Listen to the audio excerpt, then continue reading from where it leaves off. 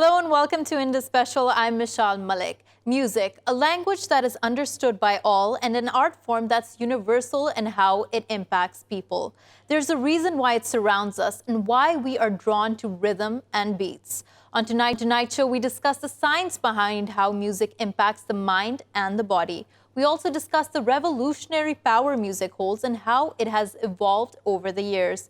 To explore this topic today, we welcome our panel to the show. Mr. Alan Harvey, a neuroscientist and a musician, and the author of the book Music, Evolution, and the Harmony of Souls. He's joining us from Perth. We're also joined by Professor Bennett Zon, who's a professor of music, founder and director of the Center of 19th Century Studies, and a co-founder and director of the International Network for Music Theology. He's joining us from Durham, UK. Thank you both for joining us and welcome to the show. Mr. Harvey, let me begin with you. It's clear that music impacts us deeply, our moods and emotions. But tell us how, in ways we don't even imagine, music impacts us. Well, it's a universal. It's a universal that all humans possess. It's something that almost all humans enjoy. It affects blood pressure. It affects the immune system. It affects a whole bunch of neurotransmitters within the brain. It also activates hormones as well. So it has a diverse range of neurological effects and physiological effects, all of which tend to make us feel better about ourselves and helps to bring us together to work and dance together. Right. So, Mr. Harvey, you're talking about all these positive hormones and emotions that are triggered once you listen to music. But are there any negative side effects to that? Because we know that music these days, they contain violent lyrics. And with the beat that almost vibrates within you, those lyrics might go deep into your mind. What are the side effects of that? Well, I don't know about side effects exactly. I think that what I tried to do in my book was to work out or ask why it was that we evolved music as well as language as universals. They have some interaction, but they have different circuits and different ways of being processed within our brains. My argument is that we evolved music as a driver of cooperative behavior that helped drive us to work together in social harmony as we were evolving language, which tends to make us feel like individuals. So I think in the early evolution of our species, that was what was important. Later on, music has been used, if you like, to drive groups together. So that, for example, that in war, you tend to have groups that have marching tunes, and that tends to help, again, drive cooperative behavior as well. Right. So I think music can have a negative impact, but that's really not really why it exists, in my opinion. It's sort of been, if you like, been hijacked by in modern humans. Right. In a different way. Right. And Mr. Harvey, to that thought, while I bring Professor Zon into this conversation as well, Professor Zon, as Mr. Harvey was talking about, that music almost binds communities together. It creates a communal feeling of sorts. So following from that and looking at history through the lens of music, can you just take us through it? How powerful of a tool has it been in revolutions, in movements, in wars? Give us a brief history of that. Yeah, well, it goes right back to the very beginning. You might even say that it could go back to the Big Bang, the original source of all material existence in the world. I think that the impact of music through history is one which shows that we have both changed and we have not changed, because music in itself is something ethereal, it's something unknown, it is something quantifiable in a material sense, but it's something that doesn't have any intrinsic properties. And so when Alan quite rightly describes this, he's describing music as both something material and intrinsic and an evolutionary property of our human existence. But, and those are in some respects the positive factors, but of course music also has the capacity to bring communities together in ways which are negative. Right. Professor Zon, how useful do you think it is to look at the various vicissitudes of time through music, trying to identify certain time periods through the music produced then and there? Do you think, from a sociological perspective, that's useful or helpful? I think it is useful. Perhaps even more useful is to look at the very nature of what people are saying at any particular time in the history of music. So, for example, you might look at Augustine and you might describe Augustine in terms of emotional theory of the early church patristic period.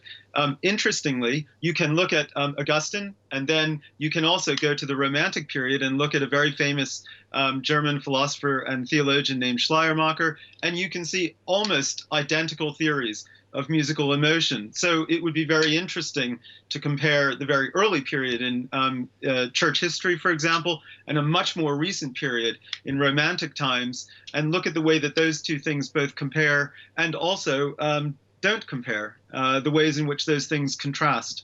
Right.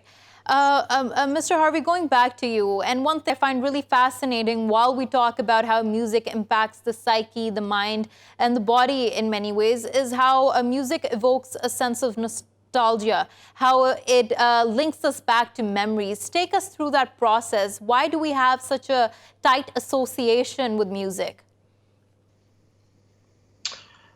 That's the million-dollar question, of course.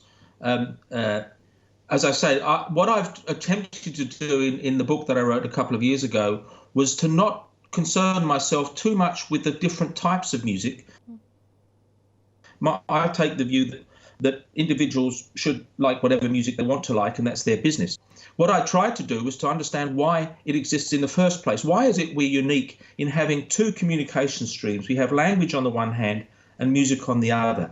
So it's actually embedded in the very evolutionary history of our species, in my opinion. In fact, the earliest musical instrument that we know of is about 45,000 years old. It's a bone flute. So it's been with us all the way through. Again, my view is that it was a necessary counterweight to language, actually, as a fundamental part of the evolution of the species. That language, as I've said in my book, sort of tends to individualize us, whereas music and dance harmonize us. They provide a social glue that drives altruism, cooperative behavior, social interactions. And there's plenty of evidence, actually, in imaging of the brain, how music that you listen to, that you enjoy and that you like, activates areas of the brain that are very similar to those areas of the brain that are activated when you perform cooperative, altruistic tasks, or even when you have positive, optimistic thoughts. And I don't think that's coincidental. I actually think that music is a core driver of positive energy and emotion. Now, it can be misused, of course, like anything. But right. My view is that it's, and also the hormones that are activated are ones that tend to bring us together. So when we up until very recently, the last 100 or 200 years, music's always been a cooperative activity. You know, it's always been when people get together. And in fact, there are many instances where music is thought as dangerous, right, and it's been banned by various groups. Right. And Mr. Harvey, just sorry to interrupt here, but something that I found really interesting in what you described here was how music was a necessary counterweight to language itself. Now, I just want to unpack this for myself and for the viewers at home. When we're talking about music, is it just the instruments in the back, or does that include the language that is integrated in that as well? What's bringing people together? Because language, lyrics, as we call them, can be can also divide in some sense. Yeah, that's true. In fact, there's a lot of imaging studies that look at the relationship between lyrics or words and language, and it is true that almost all oral traditions, that is before the invention of writing and the written word, involve an oral tradition which is musical and carries language. So it's really interesting that music actually drives parts of what's called the limbic system, which are involved in memory and arousal and emotion, in a way that language rarely does. So it's because of that capacity to drive those parts of the brain that are actually fundamentally part of the memory systems that music actually is what's called a mnemonic device. It helps us to remember words. As I said in a TED talk I gave recently, I can remember the lyrics to many, many songs, but I can remember very little prose. And music has that power. And that's one of the reasons why it's so important in people with, for example, dementia and Alzheimer's, because music can actually reawaken memories, autobiographical memories, in a way that almost nothing else can. Right. And Mr. Harvey, hold on to that thought. Professor Zon, while we're talking about how music creates a sense of community, we know that it being such a strong form of expression, many marginalized groups throughout history have taken it as a form of expression. But the message they give often resonates with the wider audience. Now, I feel like this is a universal quality of music. It resonates with the wider audience. What do you think is going on behind that? What makes music so powerful in that sense? Well, I mean, this is an enormously difficult question to answer. I think music has something both intrinsic and extrinsic about it. It's something within the music which presents a kind of framework for human expression, but on the other hand, combined with the various external features of it, which help to construct its meaning, it becomes something universal. So, for example, if you take American spirituals, American spirituals are arguably the basis of modern popular music. And of course, they contain the structure of, for example, psalms, built into them intrinsically, narratively, structurally, but they also contain some of the very stylistic seeds of popular music. For example, there's a very strong component of improvisation within spirituals, and improvisation is something which is an expression of an aspiration towards liberation. And of course, there's a kind of symbiotic philosophical comparison to be made between a music which has the capacity to express the need to liberate oneself, and the music itself, which actually does that in every respect, and does that using historical forms, using forms which are understood through time universally by communities which share in the very basic principles and properties of that music. Right. And following from all this discussion, how and where do you see music standing today? How do you think it engages with society? Do you see any major shifts and changes? Well, I think I think the social function of music, in a sense, from an evolutionary standpoint, has not changed. Music has a social evolutionary function. That is, Alan will agree that this is a very debatable point. So in a sense, it goes back to what I said before, which is that music has both changed us and not changed us. In some respects, it hasn't changed us because it's speaking to us through deep memory and so on. But on the other hand, I think music is very definitely universalizing us. So today we listen to music which has correspondence with some of the very deepest emotions that our ancestors would have experienced. Darwin, for example, talks about this when he discusses the nature of the origin of music. He describes music as emerging before language. And he says music is something which is bound up with sexual selection. And because it's bound up with sexual selection, it is the most rudimentary form of communication and functionality that any form of community could possibly adopt to recreate itself. So in some way or other, the music is actually both the same for us and also extremely different. Right. And Mr. Alan Harvey, just a last question to you. The way we see music today, do you think we're fully utilizing the power of it?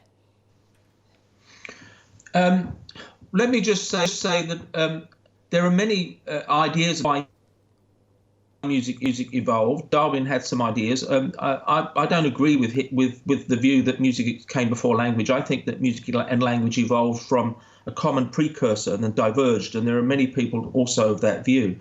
I think what I find most disturbing is that in the modern technological era, people are using music to isolate themselves. I can be on a train and everyone has got earphones in, listening to music and not communicating with each other. And yet that's really the antithesis of what music was about in the first place. So it's odd that we're using music as an isolator, whereas it should be an integrator. Right. And in fact, there's a wonderful book by a late psychology professor in Oxford, Anthony Storr, made the point that it's only in the last century or so that we've had this thing called a solitary listener, where we can sort of sit alone and listen to music. That's through modern technology. That never happened before. So it's difficult to see. I don't know what's going to happen over the next few years, but I see this isolation with music as going hand in hand, actually, with young people having social problems. And Mr. Harvey, you make a very, very important point there, how music is now being used as a form of isolation as opposed to bringing about people together. And that's something that is thought-provoking in the sense because, as you said, it's almost like it's antithetical to what music was supposed to be about. Thank you so much, Mr. Alan Harvey, for joining us and talking to us. Professor Bennett, going back to you now, tell us a little more about music theology, the work you do, and the importance you see music playing in theology here. Thank you. Well, of course, on the one hand, you do have a case of increased isolation through technology, but of course, the counterbalance of that is the unbelievable growth in, for example, evangelical theology through music. And so, for example, now we have things like Hillsong and various other types of Christian evangelical music, which brings people out of isolation and, in fact, revels in the actual sound of music in the context of music performance itself. So there is a strange counterbalance going on. I mean, I think in terms of music theology, what we have is the development of an interest in the spiritual nature of music. And again, that in a sense is a counterbalance to what we have in terms of technology. The technology may be isolating, but the theology is actually community building. Right. And in that sense, you're almost talking about how music heals people and pulls them out of ruts, depression, and pulls them out of isolation. Talk a little more about that, the type of music, the type of genre that would specifically do that. Or is it that anything that resonates with a person or they feel deeply that has the power to bring them out of whatever gloom they are in? Yeah, that's a very good question, because even at Durham University, we're in the process of developing research on musical sadness. But one thing that's very interesting in terms of offsetting sadness is that there's been a growth in interest in Gregorian Chant, for example, which is the ancient music of the Roman Catholic Church, the ancient music of the Catholic and Christian Church. And that music has something intrinsic within it, which is very healing. It's very soft. But what it is, it's a music which is almost recited. It's a music which is liminally placed between recitation and poetry and song. And there's something about the nature of that relationship between speech and between song and music, which combines those two so tightly that makes people, it enlivens people spiritually. It makes them happier. Right. And Professor Zon, with that, I want to introduce another guest who's joined us, Mr. Micheal Rich, who's the director of the Center on Media and Child Health at Boston Children's Hospital. He's joining us from Brooklyn. Thank you so much, Mr. Rich, for joining us. Now, when we're talking about healing and the power music has in doing that, tell us a little about music therapy and the science behind that. Well, the science behind it is quite simply, in part, what you've just been talking about, which is that music connects to people in deeper ways, in some ways, and more emotionally speak or anything else. And in fact, we create soundtracks of our lives in some ways, in the sense of using music to either reflect our feelings and our social emotional context, or to soothe that. And so the idea of music therapy is really to get past our cognitive limitations, our cognitive shortfalls, and connect it in a deeper way, essentially, to the limbic system, the emotional system of the brain. And Mr. Rich, how do you think that links with creativity? Do you think music helps hone creativity, helps it to flourish, or do you think, like, what impact does that have on cognitive development? Well, I think it does help it to flourish. I think it is something that can be used also to fill your mind with other input. So one has to be balanced in one's use of music or any medium, because creativity also comes out of the empty space that many call boredom.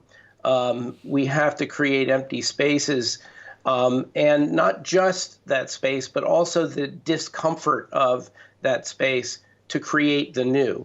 And so while listening to music can help energize those aspects of our mind and our soul, for that matter, we also need quiet and peace to fill that with our new ideas and new creativity. So your mind does work in a way that it's occupied with the music you're listening to. It's not completely empty. And as you're saying, to hone creativity and allow it to flourish, there needs to be some space, some vacuum there. Tell us a little about how you would say music is helping children in their education, and whether you think it should be integrated into the curriculum as a meaningful component. Well, I think one of the great things about music is it allows every child to be an artist, whether they're just banging on a tambourine or drums, or whether they are learning an instrument. And in some ways, it's a way for the school, the curriculum, to let their independence flow. Really, you know, when one is doing math or science, you are seeking ways to find the right answer. With music, there is no right answer and there is no wrong answer. There is just your expression. And I think that particularly music such as jazz that is free-flowing and responsive among people, among musicians, is a really rich area for children to realize that they are individuals. They have unique ideas, feelings, and thoughts that the world is interested in. Right. And that is a very important point there. Professor Zon, I'd just like to talk a little about how music has been used as a form of resistance against dictatorships and wars and stuff. This is something we briefly tried to touch upon previously, but just going into depth of this question, tell us about the history of that. Yeah, well, music has the capacity to be both for and against a particular community. It can actually create a community, or it can pull a community apart, depending upon the political economy of the time. So, for example, in the context of Nazi concentration camps, music was used as a healing force amongst those incarcerated. But on the other hand, it can be used as a means of, in a sense, interrogating the political issues of a particular time. I mean, certainly from the standpoint of a more positive outcome, you can look at something like a hymn. So we know, for example, I know from a very close colleague of mine who's working on concentration camp music in the period of the Boer War, that music and particularly hymns were used to consolidate communities in the context of deep and utter depression about their particular circumstances. And the hymns that were used were hymns which had built within them certain theological principles. So, for example, many of the hymns had Trinitarian messages, and they themselves were formed out of three sections, and those three sections corresponded to individual sections, to individual members of the Trinity, the Father, Son, and Holy Spirit. So you have there an example of a hymn which is being used in terrible circumstances, which is giving solace and sustenance to people who would otherwise not have that. Right. And Mr. Rich reminds me about how we take visuals as having not just a very conscious effect on us, but a subconscious effect on us too, how they deliver subliminal messages. Do you think music has the capacity to do the same thing? Messages we're not even aware of, but they settle down in the back of our minds? Oh, absolutely. In fact, even though I'm a former filmmaker, I think music is more powerful than images. Because think of how we create soundtracks. You know from the music that's playing in a certain movie whether this is going to be a scary scene or a love scene or an action scene. And it touches us on a much more visceral level. And to continue Professor Zon's kind of thought around hymns, those very same hymns that are giving consolidation of a community and giving solace to them are also saying, creating an us and them attitude. So the same hymns that can give great solace can also exclude others. And so national anthems and things of that nature are often ways to not only give comfort within, but to let others know. And then, Mr. Rich, that's a very important point I'd just like to pick up on national anthems. It seems that national narratives are almost, in a way, when they're put into song with a beat, music, they're almost trying to indoctrinate a sort of feeling, a sort of sentiment in their people. Is there a greater psychology behind that when people compile and compose national anthems? Oh, I think so. I mean, I think that it's very important for people to understand and assert their identity, but they also have to be sensitive to the fact that when one is asserting one's identity, one is also telling others, you are not part of me. And so I think that these are very conscious activities when it's something like a national anthem. Right. On that note, thank you so much, Mr. Micheal Rich, for joining us and talking to us. Thank you, Professor Bennett Zon, for talking to us. We're going to take a short break. When we return, we will be joined by musicians who talk about what music meant to them and how do they see it today. Stay with us.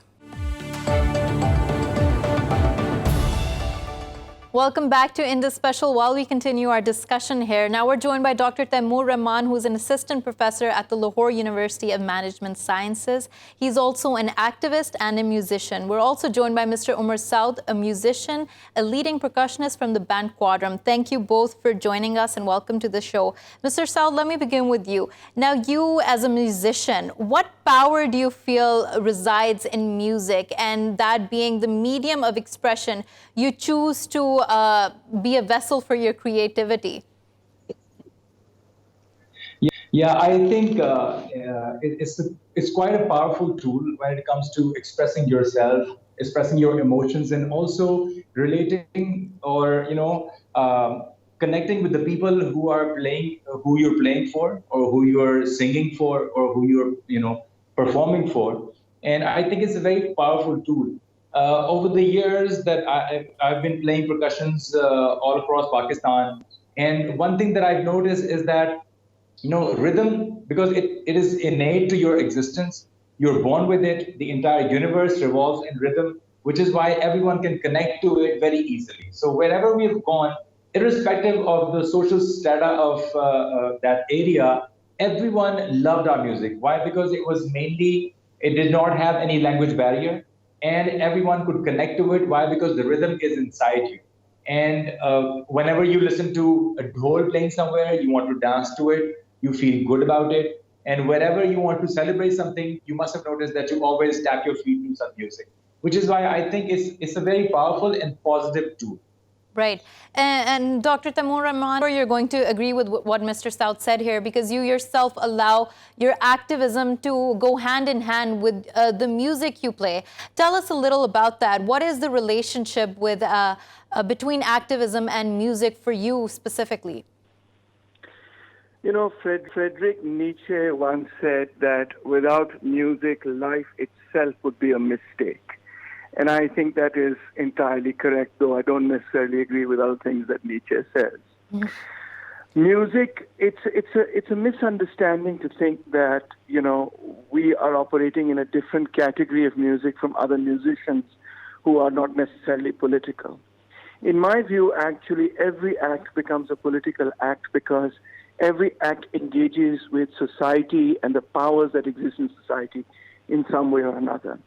When, for example, Quadrum or some other band goes and plays music, they are at one level also being, indirectly political in the sense that in a society where music itself is looked upon by a certain segment of society as, a sin or an evil thing, the act of music therefore then becomes, or the act of performing music therefore then becomes an act also of a certain kind of defiance. Right. That's what it meant to us when in the 1990s when we started performing plays and music coming out of the Zia era, although the plays were not necessarily political. But for us, at the heart of it lay a vision of society that would be pluralistic, democratic, and secular. Right. And you're talking about how every expression, even through art, is political in this sense. But we also know that the time we live in impacts the art we perform and the art we engage with. How do you think music today is being influenced with even the absurd political conditions we see around ourselves in the world? Well, very sadly, global music has been in a decline in terms of what it's putting out intellectually as well as in terms of the skill level of various musicians, because it has completely been swamped and dominated by corporate-driven interests, which have not only sort of brought all music into the realm of this sort of super computerized sort of stuff where the human element within it is destroyed, but more so because music has become internationally and also so in Pakistan, become more of a commodity to sell, let's say, a bottle of a soft drink or to sell some other, merchandise, etc., or to sell a CD But isn't it whatever. the case that music, even political music, political anthems were co-opted by corporations long before the modern time today? Absolutely, you're absolutely right. All the great anthems of the 70s and the 80s and the anthems within Pakistan from the progressive writers movement have sadly, there's been an attempt to co-opt them. Some of them are more difficult to co-opt. But what I'm saying is, there was a time from the late 1960s to the 1970s when music of defiance, resistance, and counterculture really brought a renaissance of incredible talents like Led Zeppelin and Pink Floyd and so many other bands, Bob Marley, Tracy Chapman, Bruce Springsteen, you name it. But now what we see is we don't see those great instrumentalists, musicians, etc. anymore because of corporate domination. And Dr. Rehman, hold on to that thought. While I ask Mr. Saud here if he agrees with that. We often hear this, that the classical music, the classics, they were golden, and music today is failing to produce music to that quality, to that level. Do you feel like talent today is decreasing in the industry, and do you feel like it's evolving, or do you actually agree with what Dr. Rehman is saying, that the quality of it is declining? I think I'd like to agree with Dr. Taimur because he's right in a sense, because I think we're living in an era where people are, in a hurry. I don't know what kind of hurry it is. They want results very soon. For instance, if somebody wants to learn any instrument, they want to learn it overnight. They want to master it overnight.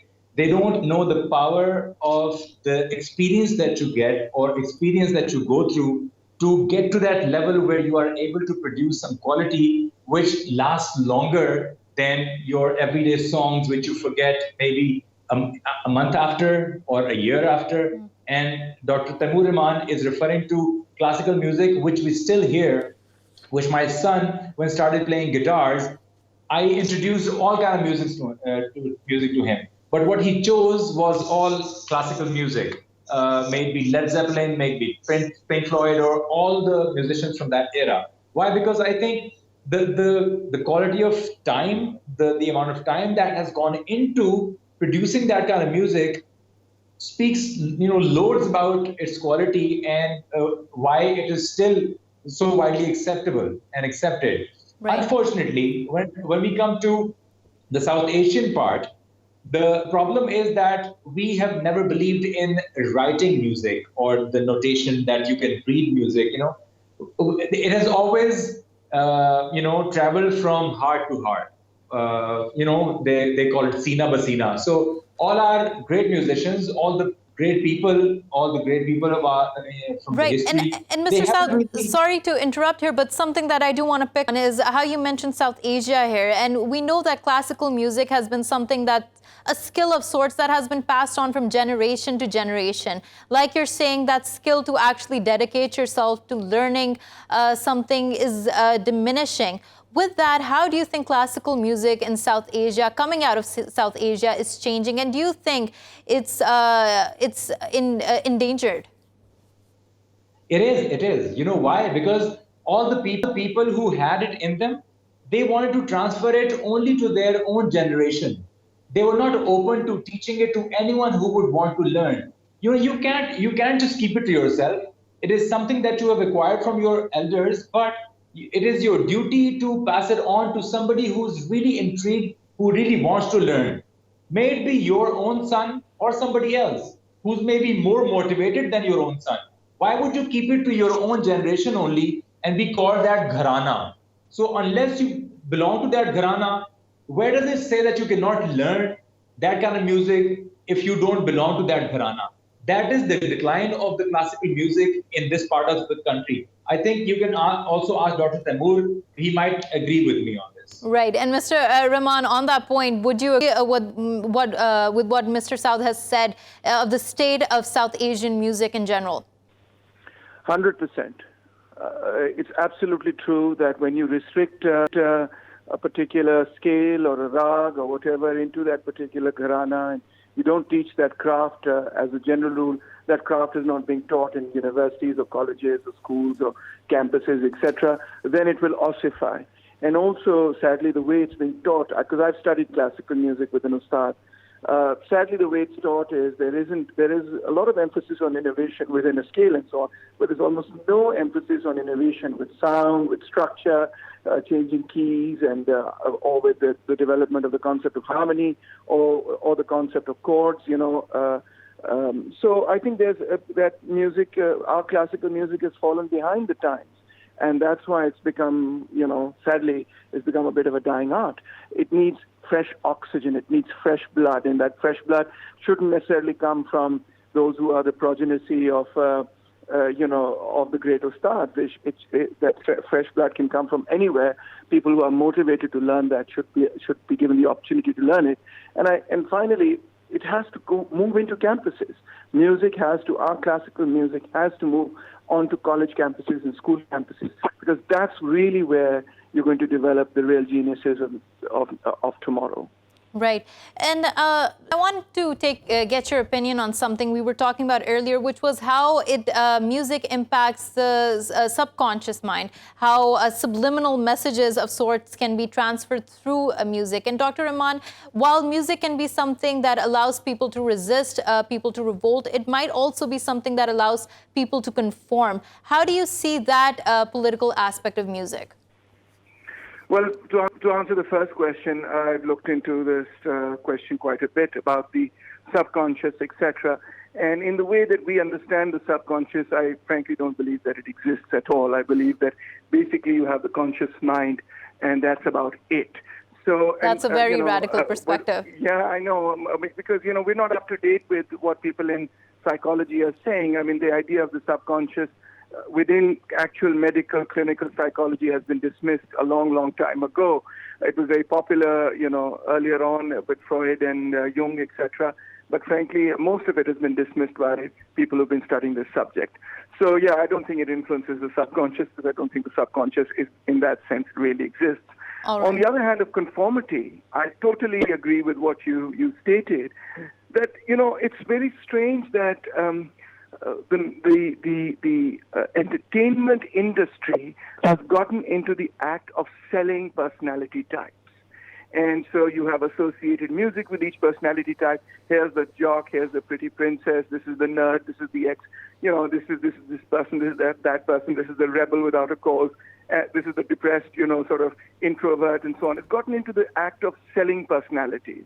And lots of young people, impressionable young people, then take on those personalities. They pick and choose a personality they like and they take it on rather than develop their own personality. I think that's what music ought to be about. It should be about the expression of what you feel rather than, picking out certain 12 Jungian personality types and trying to market your music into those particular personality types and therefore sort of promoting conformism. And Dr. Rehman, that's a very interesting. I'd like Mr. Saud's take on that as well. Do you think music today is being influenced more by the artist's personality as opposed to the artist's work and what they're putting out? I think, what Taimur is saying is absolutely right, because in a way, what you see all around you is marketing. So marketing has done this to this art, because art is all about how you feel at a certain time. And you could also be a rebel without a cause at one point. You could become the pretty princess on the other time. You could prince anyone else at some other time, because you must have noticed that you don't listen to a particular kind of music all the time. Your moods change, and according to that, your likes of music also change. So you cannot really restrict yourself to becoming something. It all depends on what state of mind you're in at that particular time. Sadly, how marketing picks it up is that they always see a persona conforming with the kind of message they want to portray and sell something based on that, which is why music these days is all about commercialism, which is why you want to pursue certain kind of And with commercialism, the argument that always comes up is that music is being co-opted by groups who probably don't even appreciate or understand the history that's linked to it. That's an argument that's often put out for hip-hop and rap in the Western sphere. And I'm sure when music from this region is co-opted in the West, that's also an argument put forth. Do you feel that music there are certain boundaries to art as well in that sense?